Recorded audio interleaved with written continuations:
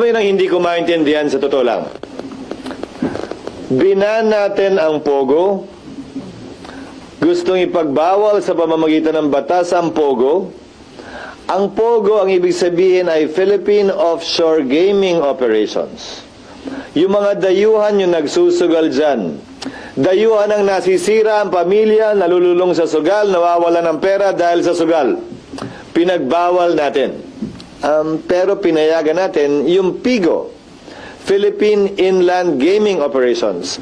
Kung saan ang nagsusugal ay Pilipino, hindi dayuhan, ang nawawalan at naubusan ng pera ay Pilipino at hindi dayuhan, at malamang sa malamang, yung mga dating Pogo ay nagtatago sa likod ng PIGO.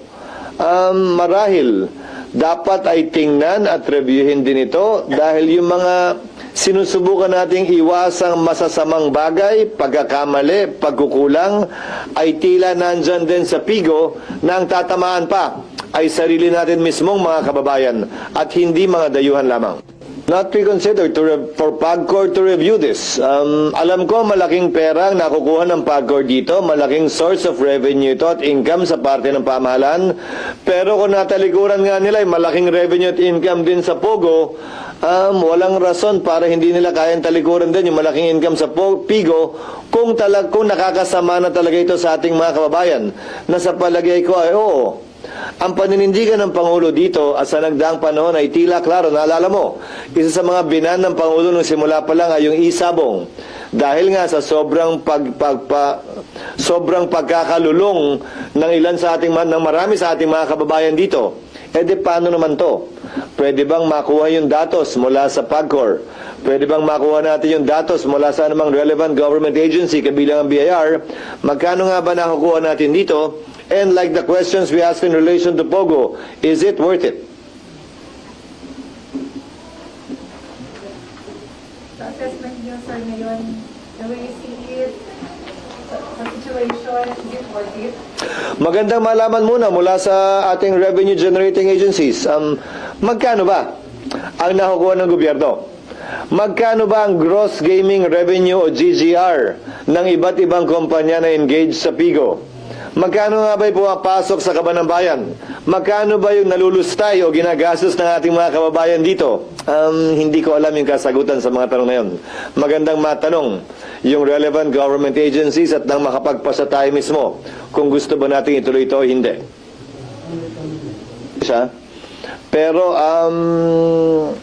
may batas man o wala, inutos na ng Pangulo at pinatupad na ng PAGCOR ang pagbabawal sa lahat ng Pogo.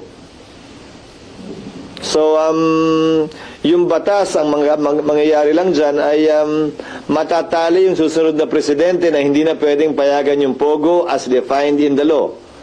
But in so far as this president is concerned, I don't think President Marcos has any intentions of reversing his decision to ban Pogo as instructed sa implementing agency, namely PAGCOR.